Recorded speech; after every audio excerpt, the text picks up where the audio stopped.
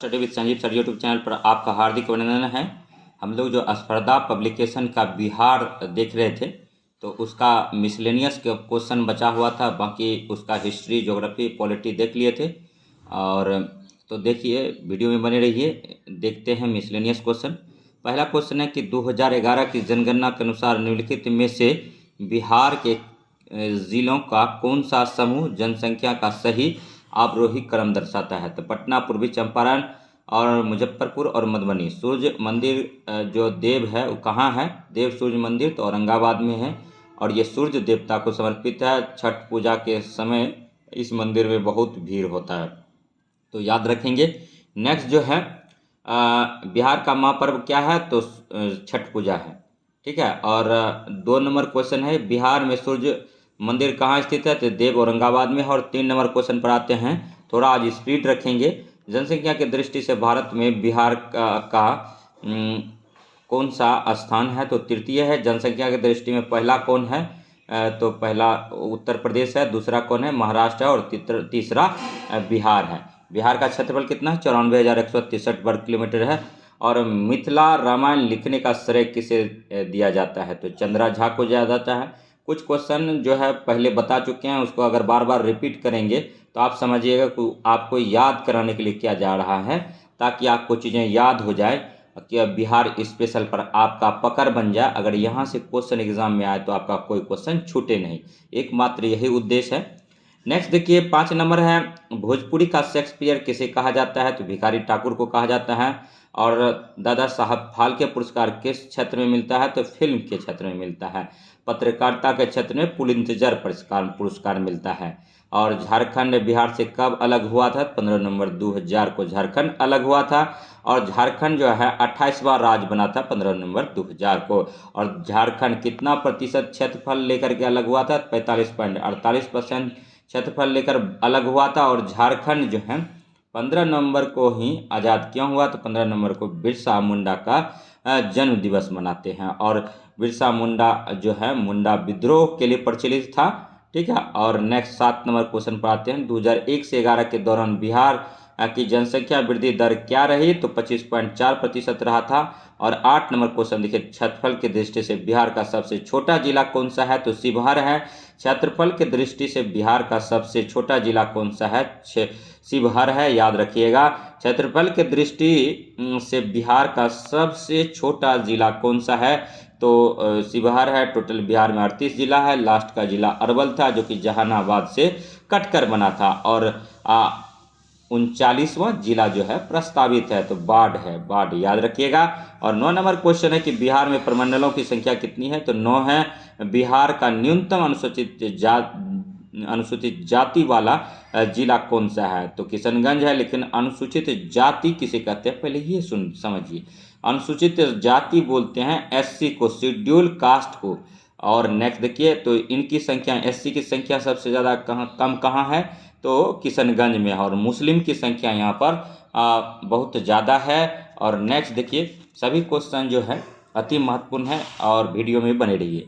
तो देखिए, मुठिया प्रथा असहयोग आंदोलन के दौरान बिहार में चलाया गया था। असहयोग आंदोलन कब स्टार्ट हुआ था? तो 1 अगस्त 1920 को स्टार्ट हुआ था। कुछ एक्स्ट्रा फैक्ट भी हम करा रहे हैं। 2011 की जनगणना के अनुसार बिहार का जनसंख्या घनत्व कितना है? तो 1106 प्रति वर्ग किलोमीटर है, अति महत्वपूर्ण है। और बिहार की सीमा रेखा कितने राज्यों को स्पर्श करती है? तो 3 राज्य। 3 राज्य कौन कौन से हैं? तो उत्तर प्रदेश है और झारखंड है, उसके बाद आपका वेस्ट बंगाल है। तो उत्तर प्रदेश से बिहार का कितना जिला टच करता है? 8 जिला करता है। प्रीवियस ईयर आप अगर यूपीएससी का देखेंगे तो उसमें पूछा गया क्वेश्चन है। और झारखंड से कितना करता है टच जिला? तो 8 करता है। और नेपाल से कितना करता है? तो 7 जिला करता है। और वेस्ट बंगाल से कितना करता है? तो 3 जिला करता है, कटिहार, ठीक है, किशनगंज और अररिया करता है। तो ये भी बात आपको कहीं न कहीं ध्यान में रखने की आवश्यकता है। तो नेक्स्ट जो है, नेक्स्ट क्वेश्चन पर आते हैं, बिहार में जिलों की संख्या कितना है? तो 38 जिला है। और बिहार राज्य का राजकीय पक्षी क्या है? तो बिहार राज्य का राजकीय पक्षी गोरैया है, जिसको बगरो बोलते हैं देसी भाषा में, लेकिन लुप्त तो हो जा रहा है क्योंकि इसका अवैध शिकार हो गया है। और गौरैया दिवस कितना तारीख को मनाते हैं? तो 22 मार्च मनाते हैं कि 20 मार्च मनाते हैं? आप लोग कमेंट कीजिए। गौरैया है दिल्ली का राजकीय पक्षी भी है। आप लोग सीटेट के एग्जाम में इस क्वेश्चन को पढ़े होंगे। नेक्स्ट आते हैं गौरैया दिवस, आप लोग कमेंट कीजिएगा और कमेंट कीजिए। आप लोग सोचते हैं कि ऐसे सुन लेंगे, अरे सुनने से कुछ नहीं होगा, याद करना होता है। ठीक है, 2 ही आदमी सक्सेस हो रहा है, या तो आपको कुछ समझ में नहीं आता है तब आप सबसे सक्सेस हो जाएंगे, या तो आपको बहुत कुछ समझ में आता है तभी आप सक्सेस होंगे।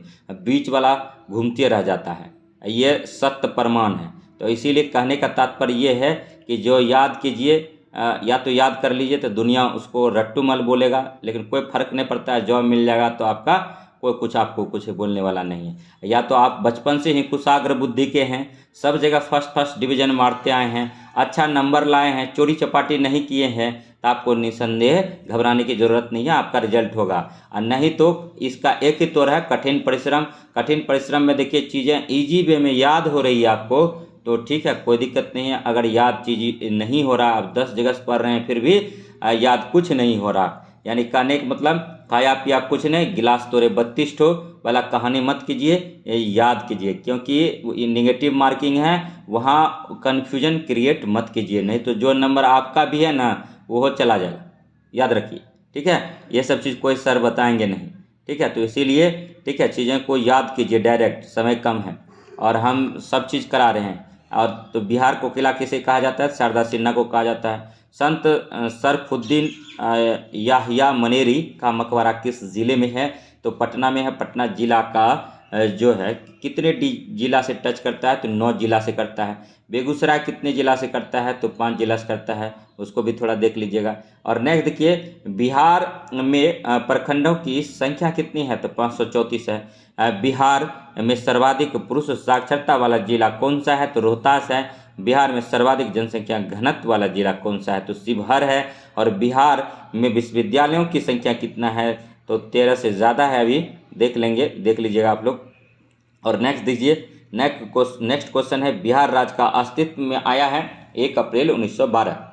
और दरियापंथी संप्रदाय क्या था? तो एक संश्लेषित धार्मिक विचारधारा था।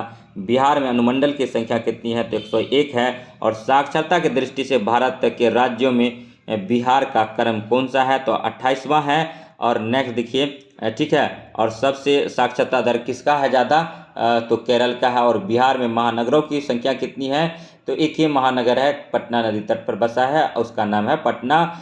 अतीत में उसका नाम पाटलिपुत्र, कुसुमपुर, अजीमाबाद इत्यादि नाम से इनको जाना जाता था। पाटलिपुत्र को बसाने का श्रेय उदयन को जाता है। और उदयन जो है अजातशत्रु का पुत्र था। अजातशत्रु किसका था? तो बिंबिसार का पुत्र था। ये भी आप लोग याद रख सकते हैं। और तीनों के तीनों राजा जो था हर्यक वंश से था। और नेक्स्ट देखिए 26 नंबर क्वेश्चन पर आते हैं।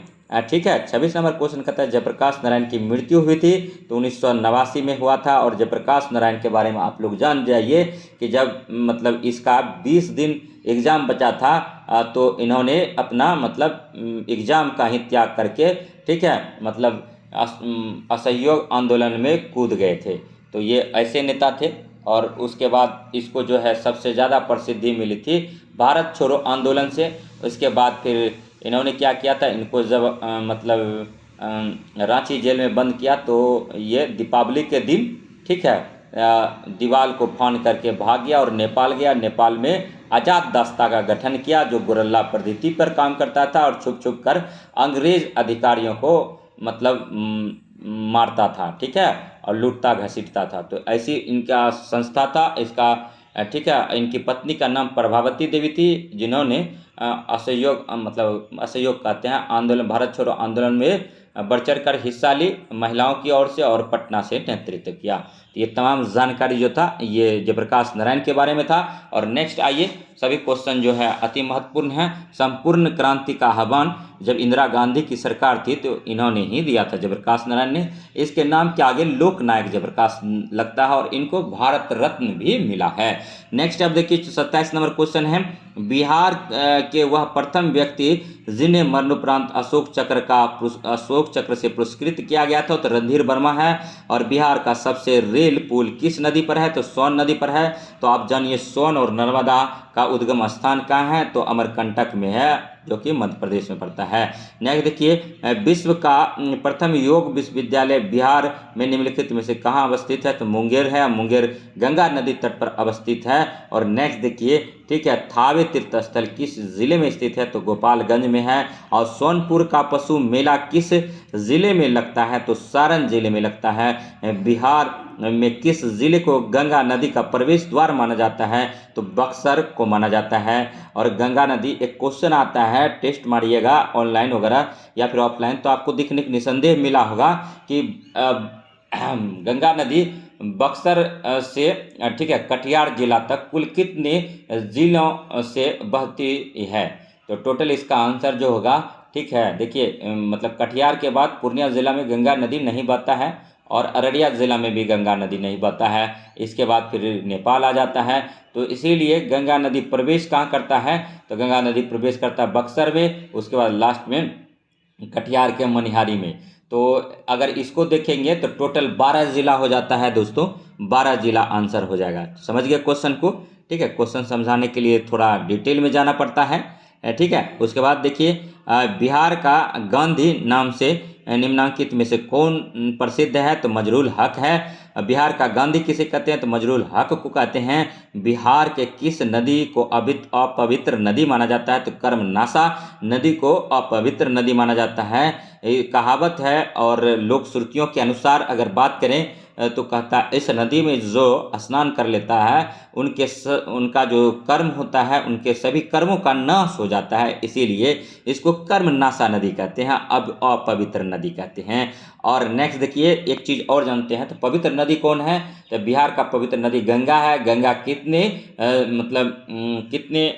जिलों में बहती है तो 12 जिला में बहता है। सबसे ज़्यादा पटना जिला में बहता है और उसके बाद भागलपुर जिला में बहता है, याद रखिएगा। और गंगा नदी जो है पूरे भारत की लंबी नदी है। गंगा नदी 2525 किलोमीटर बहती है और बंगाल की खाड़ी में अपना जल को विसर्जन करती है।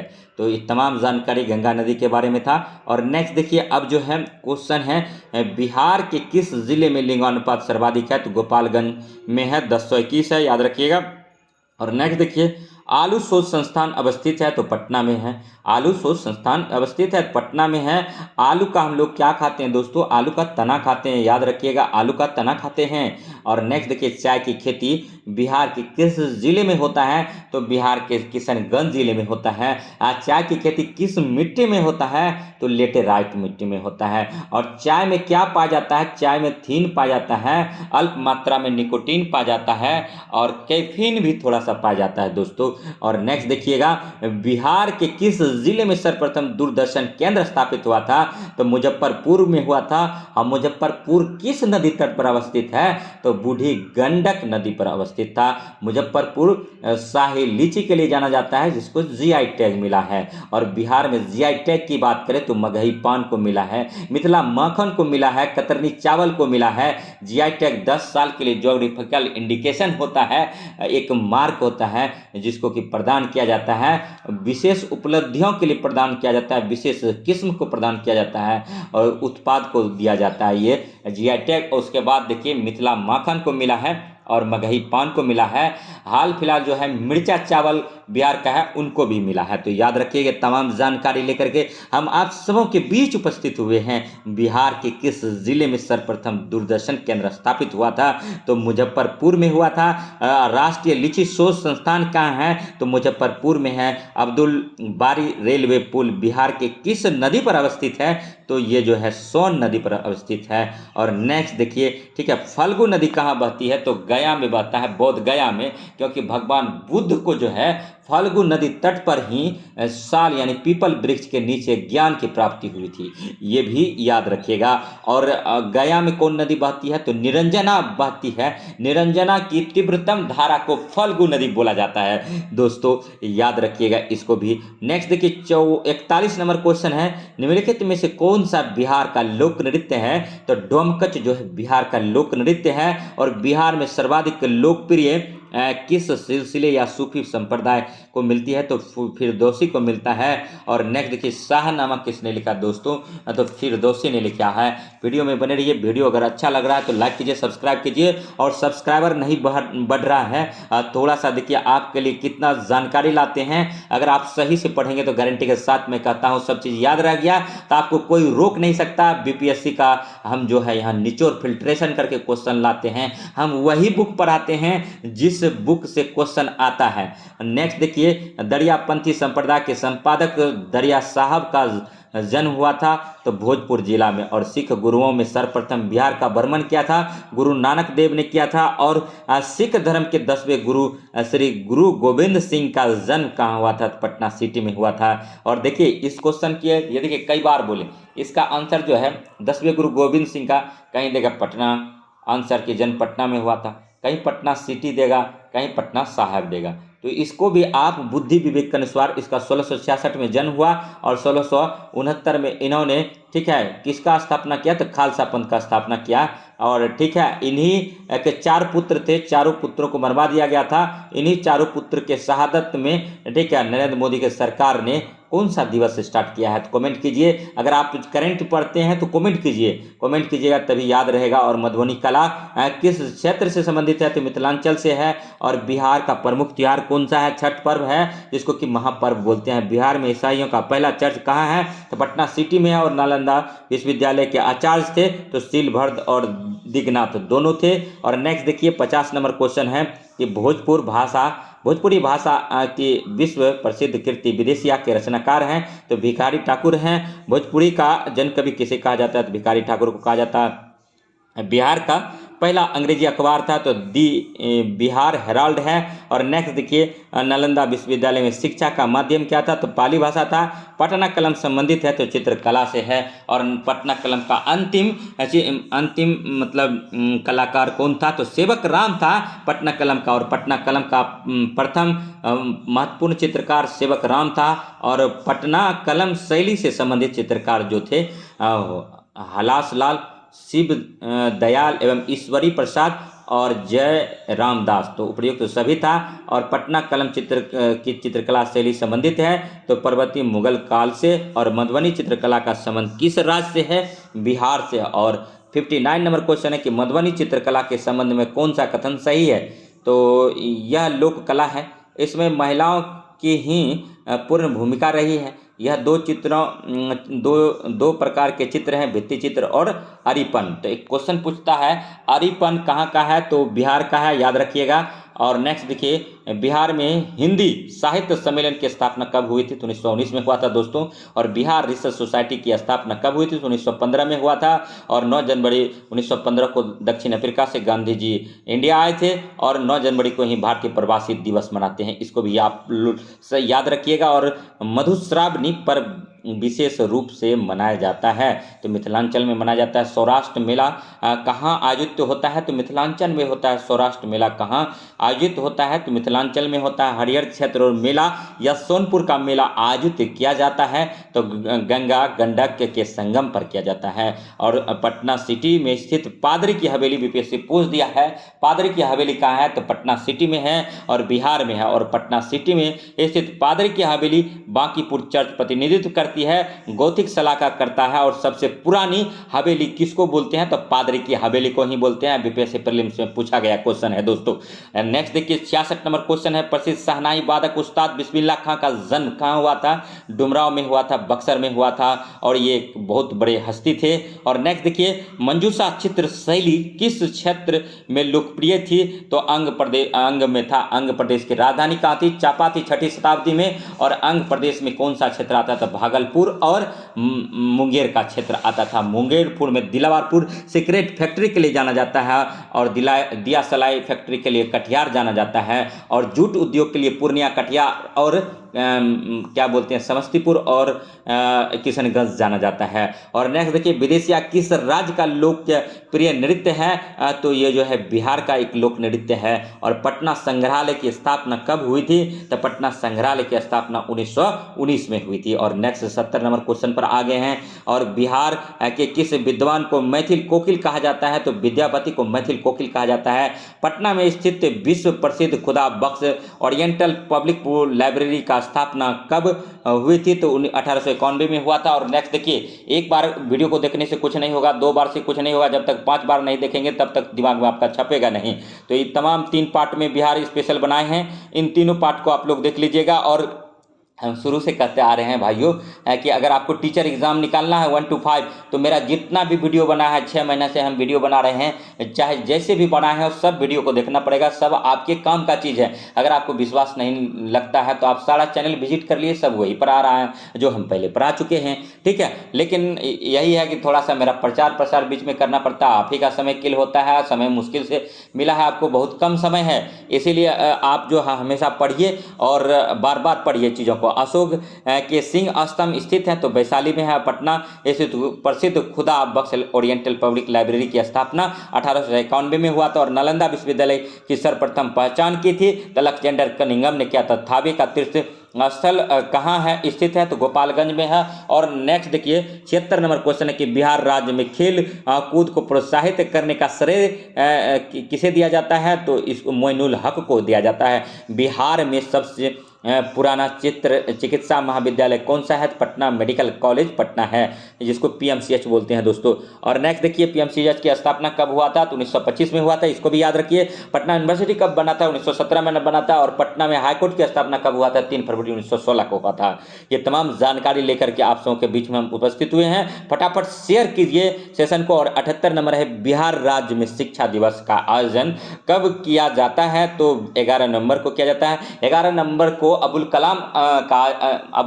कलाम आज़ाद का जन्मदिन है। इसी दिन जो है 11 नवंबर को हम लोग शिक्षा दिवस, बिहार शिक्षा दिवस के रूप में मनाते हैं। और अबुल कलाम आज़ाद वही हैं जो भारतीय राष्ट्रीय कांग्रेस, अगर आप पूरा पढ़े होंगे तो उसमें जो अध्यक्ष था, सबसे ज़्यादा कार्यकाल इन्हीं का था। 1940 से 1945 5 साल लगातार बने थे, क्योंकि उस बीच में कोई अध्यक्ष का चुनाव ही नहीं हुआ था। और नेक्स्ट देखिए, अबुल कलाम आज़ाद जो थे सबसे युवा थे, 35 वर्ष की अवस्था में भारतीय राष्ट्रीय कांग्रेस के अध्यक्ष बने थे। और अबुल कलाम आज़ाद जो है शिक्षा मंत्री बने थे, पहले शिक्षा मंत्री। तो इसीलिए इसके जन्मदिन 11 नवंबर को बिहार शिक्षा दिवस मनाया जाता है। और नेक्स्ट देखिए, यही चीज़ हमको सबसे अलग करता है कि हम आपके लिए लाए हैं कुछ जानकारी, जिसको एड ऑन करते हैं, ठीक है। यही आपको, ठीक है, सेशन को बेहतरीन बनाता है। और जिसके लिए कि आपसे हमको सर्टिफिकेट नहीं लेना है, हम तो निस्वार्थ भाव से आपकी सेवा करने आए हैं, आप सबों के बीच आए हैं। लेकिन आप लोग मेरा देखिए कुछ करते नहीं हैं, आप लोग को जो करना चाहिए वो करते नहीं हैं। फटाफट सेशन को शेयर कीजिए। और जो अगर सेशन को सब्सक्राइब नहीं किए, मतलब यूट्यूब चैनल को सब्सक्राइब नहीं किए हैं, तो प्लीज़ सब्सक्राइब कर लीजिए। सब्सक्राइब होता है तो थोड़ा हमें खुशी मिलती है। और बिहार राष्ट्रभाषा परिषद की स्थापना किस वर्ष हुई थी? तो 1950 में हुआ था। और बिहार में बच्चों की शिक्षा के मुख्य धारा से जोड़ने हेतु किस अभियान की शुरुआत की गई? तो संकल्प का किया गया। और नेक्स्ट देखिए, कहावत में है, बोल मुँह तो खो मुँह। अगर हम बोलेंगे नहीं तो सब्सक्राइब नहीं कीजिएगा चैनल को, चुपचाप देख के निकल जाइएगा। ऐसा मत कीजिए, किसी का मेहनत, किसी का पसीना को नज़रअंदाज मत कीजिए। आप भी किसी उद्देश्य के लिए यहाँ पर आए हैं, इस चैनल को विजिट कर रहे हैं, इस चैनल को वॉच कर रहे हैं, तो प्लीज़ अगर ऐसा करते हैं तो प्लीज़ प्लीज़ प्लीज़ शेयर कीजिए। और 81 नंबर है, और मतलब सब्सक्राइब कीजिए चैनल को। 81 है, मुस्लिम अल्पसंख्यक समुदाय की लड़कियों को व्यावसायिक प्रशिक्षण देने के उद्देश्य से कौन सी योजना की शुरुआत की गई थी? तो हुनर। और 82 नंबर है, बिहार सरकार ने त्रिस्तरीय पंचायत के लिए अधिकार एवं कर्तव्य एक संकल्प का प्रकाशन किस वर्ष किया, तो 2001 में किया। पटना नगर निगम की स्थापना किस वर्ष हुई, तो 1952 में हुआ था। पटना नगर निगम की स्थापना किस वर्ष हुई, तो 1952 में हुआ था। और नेक्स्ट देखिए, पटना से ही मेयर के चुनाव में डॉक्टर राजेंद्र प्रसाद की जीत हुई थी, ये भी याद रखिए। देखिए तमाम क्वेश्चन जो हम ला रहे हैं सबको एड ऑन करते जा रहे हैं और ये क्वेश्चन आपको निस्संदेह एग्जाम में दिखने को मिलेगा। और 84 नंबर है, बिहार में दूरदर्शन का पहला केंद्र कब और कहां स्थापित किया गया था, तो 1978 मुजफ्फरपुर में किया गया था। मुजफ्फरपुर बूढ़ी गंडक नदी के किनारे अवस्थित है। और बिहार में माल गुड्स डब्बा बनाने का कारखाना कहाँ है, तो मुजफ्फरपुर में है। और 2011 की जनगणना के अनुसार बिहार का जनसंख्या कितना है, तो बिहार का जनसंख्या याद कीजिए, क्वेश्चन आएगा, इसको याद करने का आखिर ट्रिक क्या है, मेरे साथ बोलिए। 10 40 99 452, 10 40 499 52, 10 40 99 452, 10 40 99 452। देखिए हमको कैसे याद हो गया, आंख मुनिए थोड़ा देर के लिए। 10 40 99 452, 10 40 99 452। मजे से झूम के बोलिए, 10 40 99 452, 10 40 99 452। तो ये बिहार की 2011 की जनगणना के अनुसार बिहार की जनसंख्या है। और नेक्स्ट देखिए, बिहार में साक्षरता की दर कितना है, 61.8%। अति महत्वपूर्ण क्वेश्चन है, इसको भी याद कीजिए। बिहार की साक्षरता की दर क्या है, तो 61.8%। बिहार की साक्षरता की दर क्या है, तो 61.8%, 61.8%, 61.8%। देखिए 60% पर फर्स्ट क्लास होता है, 1%, 1.8 और एड ऑन कर दीजिए, तो 61.8 क्या है, बिहार में साक्षरता दर है। किसी को टैग करके जोड़िए, ठीक है, याद कीजिए, मतलब दिमाग में कुछ भी ट्रिक बनाइए ताकि लॉन्ग टर्म आपको याद रखे। देखिए बिहार की साक्षरता की दर क्या है, 61.8। अगर इजी वे में याद हो रहा है तो कोई बात नहीं। नेक्स्ट 88 नंबर देखिए, बिहार शिक्षा परियोजना मुख्य रूप से किससे संबंधित है, तो प्राथमिक शिक्षा एवं प्रौढ़ साक्षरता से है। किस अभिनेता को बिहारी बाबू कहते हैं, तो शत्रुघ्न सिन्हा को कहते हैं। अच्छा एक क्वेश्चन बताइए यहाँ से, बिहार का यूथ आइकन किसको बोलते हैं, तो बिहार के यूथ आइकन अभी हाल फिलहाल जो बनाया है, ठीक है, मैथिली ठाकुर को बनाया है, और मैथिली ठाकुर को बनाया है, इसको भी आप लोग याद रखेंगे, ठीक है। उसके बाद देखिए, चरवाहा विद्यालय कार्यक्रम बिहार के किस मुख्यमंत्री ने शुरू किया गया था, तो लालू प्रसाद ने किया था। और नेक्स्ट देखिए, 51 नंबर क्वेश्चन है कि सन 2011 की जनगणना के अनुसार बिहार की जनसंख्या भारत की जनसंख्या का लगभग कितना प्रतिशत है, 8.6% है।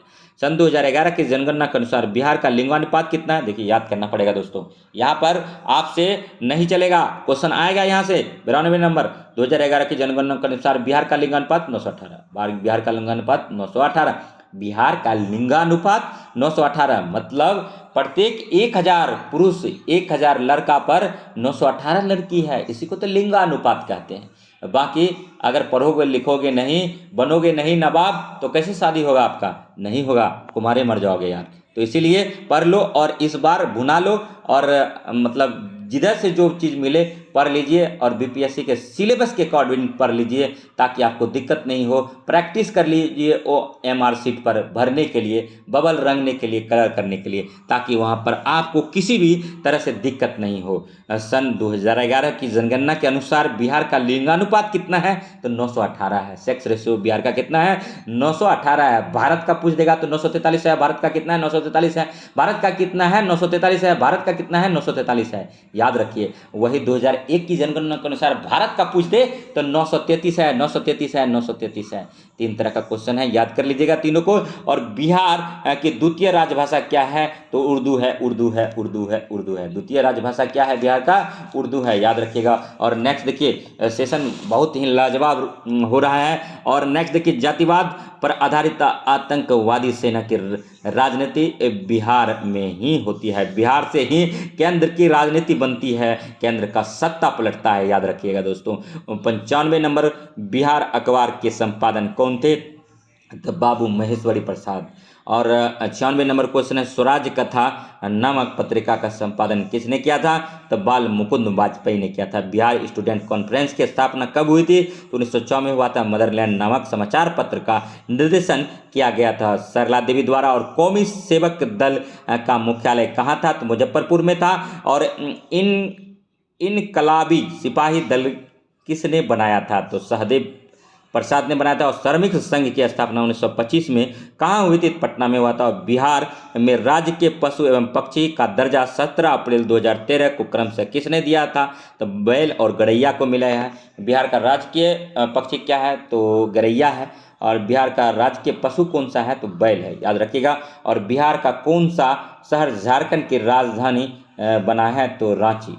मतलब बिहार से जब झारखंड अलग हुआ तो झारखंड रांची जो है राजधानी बन गया। झारखंड की राजधानी कौन सा बना? रांची बना, याद रखिएगा। और नेक्स्ट देखिए, जनगणना 2011 के अनुसार बिहार में सर्वाधिक लिंगानुपात वाले प्रथम 4 जिले कौन कौन है? गोपालगंज है, सिवान है, सारण है, किशनगंज है। गोपालगंज, सिवान, सारण, किशनगंज। गोपालगंज, सिवान, सारण, किशनगंज है, याद रखिएगा। अति महत्वपूर्ण क्वेश्चन है। 105 नंबर क्वेश्चन, न्यूनतम साक्षरता वाला प्रदेश कौन सा है? तो बिहार है। न्यूनतम साक्षरता वाला प्रदेश कौन सा है? बिहार है। टोटल भारत में अभी 28 राज्य है, 8 केंद्र शासित प्रदेश है। उनमें सबसे साक्षरता कम वाला, न्यूनतम वाला प्रदेश पूछा जाए तो निसंदेह बिहार है, अपना बिहार है। इसीलिए तो कहते हैं पढ़ लिख के थोड़ा टीचर बन जाइए, अच्छा योग्य योग्य स्टूडेंट बनाइएगा।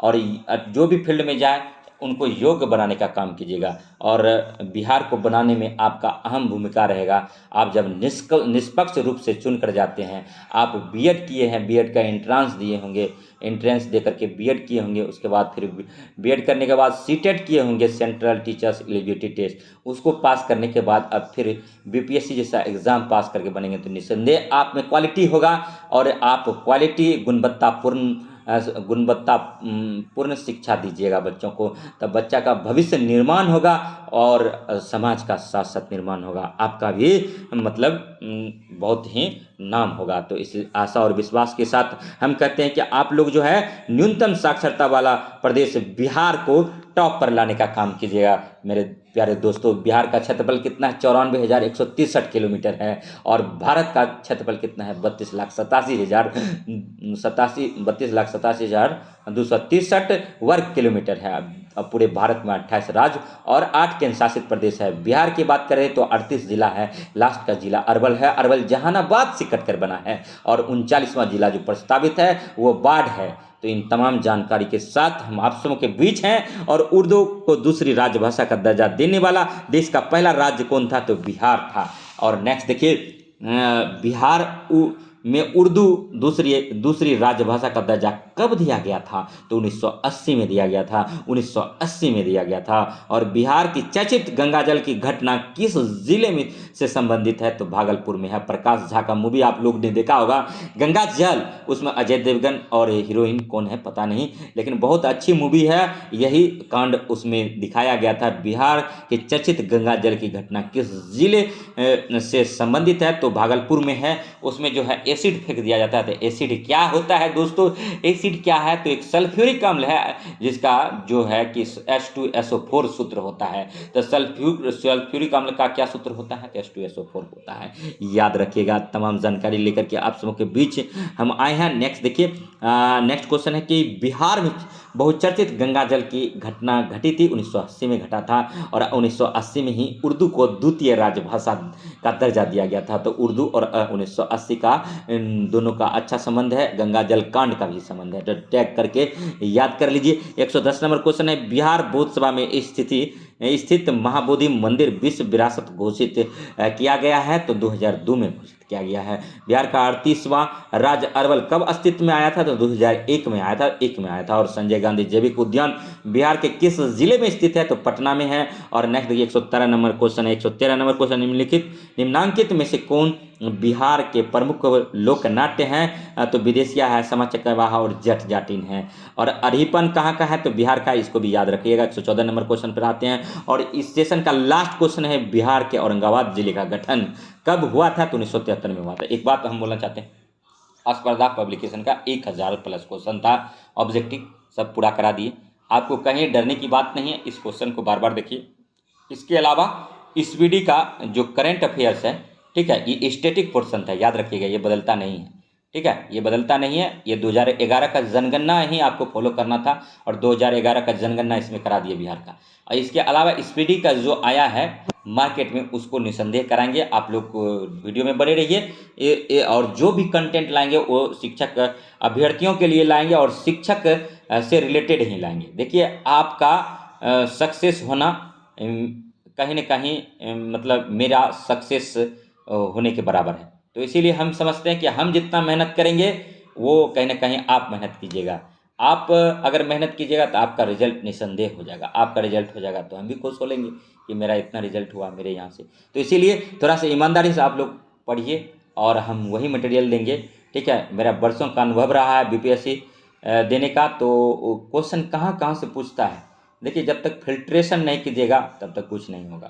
क्वेश्चन हम देते हैं, बीच बीच में कुछ इंपॉर्टेंट क्वेश्चन बोलते भी हैं, ठीक है। तो क्वेश्चन जो है टीचर का एग्जाम है, मानते हैं कि लो स्टैंडर्ड रहेगा लेकिन उतना भी लो नहीं रहेगा, बीपीएससी ले रहा। तो इसीलिए इन सब बातों को ध्यान में रख करके, लेकिन हाँ आप लोग जो है थोड़ा सा OMR पर प्रैक्टिस कर लीजिएगा। OMR सीट लाइए, ठीक है, जो आयोग जारी किया है उस पर एक सेट खरीद के लाइए, उसको भरिए। कम से कम नीचे अगर क्वेश्चन नहीं भरना है तो ऊपर में क्या क्या लिखना है उसी में गलत कर देंगे तो कहाँ से रिजल्ट होगा। तो इसीलिए इसके बाद हम लोग जो भी है अब कुछ नया प्रैक्टिस मार्केट में आया है उसको भी कराएंगे। तो वीडियो में बने रहिए। और ये बिहार स्पेशल का करंट बचा है, अगर आप लोग कहेंगे तो इम्तियाज़ अहमद का सब्जेक्टिव आता है जिसको मैं कई बार पढ़ा हूँ, सब्जेक्टिव और ऑब्जेक्टिव। तो आप कहेंगे सब्जेक्टिव कराने के लिए तो सब्जेक्टिव करा देंगे, लेकिन वो बीपीएससी पर्पस से है, प्योर बीपीएससी पर्पस से है। और अगर आप कहेंगे कि नहीं सर उसका भी ऑब्जेक्टिव करा दीजिए तो ऑब्जेक्टिव कराने का हम कोशिश करेंगे, मन भी बनाए हैं। तो आप लोग कमेंट कीजिएगा इसके बारे में। और कुछ जो है मतलब एस्पायरेंट्स बोल रहे थे, टीचर एस्पायरेंट्स, कि सर मतलब 1857 का रिवोल्ट करा दीजिए। देखिए रिवोल्ट जो है ना 1 घंटा हम कराए हैं, ठीक है। और वो शुरुआती दौर में जब वीडियो बना रहे थे तो बिपिन चंद्रा, स्पेक्ट्रम, दृष्टि, उसके बाद फिर मतलब केटीसी, उसके बाद फिर क्लास नोट्स से मैंने, और उसके बाद लूसेंट का ऑब्जेक्टिव 1857 टोटल क्वेश्चन एक जगह करा दिए। तो सारा वीडियो अगर देखेंगे तो वहाँ 1857 का 100% गारंटी के साथ कहते हैं कि कोई क्वेश्चन छूटेगा नहीं। लेकिन फिर भी आज, ठीक है, जो हम नेक्स्ट 69th बीपीएससी के लिए पढ़ रहे हैं तो उसको हम करा देंगे, ठीक है। केटीसी पब्लिकेशन का पढ़ रहे हैं उससे हम आपको करा देंगे, ठीक है। अच्छा क्वेश्चन उसमें भी दिया है फिर से, ठीक है, नया एडिशन लाए हैं और उसको करा देंगे। टेंशन लेने वाली बात नहीं। तो वीडियो में बने रहिएगा। और लेकिन एक बात है कि थोड़ा सा देखिए वीडियो तो ख़राब बनता है, वीडियो इस इसमें जो है क्वालिटी है, ठीक है, लेकिन आप देखिएगा चमक धमक वो सब चीज़ नहीं है। देखिए चमक धमक रिजल्ट आपका नहीं दिलाएगा। आपको जब तक याद, हम कितना भी चिल्लाएं गला फाड़ फाड़ के आपका रिजल्ट नहीं होगा जब तक आप सिंसियर नहीं। आप सिंसियर आपको होने की ज़रूरत है। आप सिंसियर होंगे तभी आपका रिजल्ट होगा। और रिजल्ट जो है, ठीक है, समय मांगता है। आप उसको इनपुट दीजिएगा तभी आउटपुट वहाँ से निकलेगा। तो अभी मुश्किल से जो टाइम बचा है इसमें आप इनपुट इतना दीजिए कि दिन रात एक कर दीजिए। एक वीडियो को 5 से 6 बार देख दीजिए, ठीक है। उसके बाद मार्केट में जितना प्रैक्टिस सेट आया है सबको लगा जाइए। उसके बाद फिर देखिए प्रैक्टिस सेट लगाने से नहीं होगा, जहाँ जहाँ गलती हो रहा है उसके पीछे उसका एक्सप्लेनेशन देखिए। या नहीं तो एक उपाय और है जो हम करा रहे हैं रिवीजन के तौर पर, इतना बार देख लीजिए कि दिमाग में छप जाए, ठीक है। और ई ऑप्शन से घबराइए मत। देखिए ई ऑप्शन आया है तो आपके लिए बहुत अच्छा हुआ। इसलिए अच्छा हुआ कि देखिए जो क्वेश्चन आप डायरेक्ट रट के जाइएगा, क्वेश्चन देखिए ई ऑप्शन तभी जाएगा जब उसमें से आंसर का, क्वेश्चन का आंसर होगा ही नहीं। पहला कंडीशन तो ये है।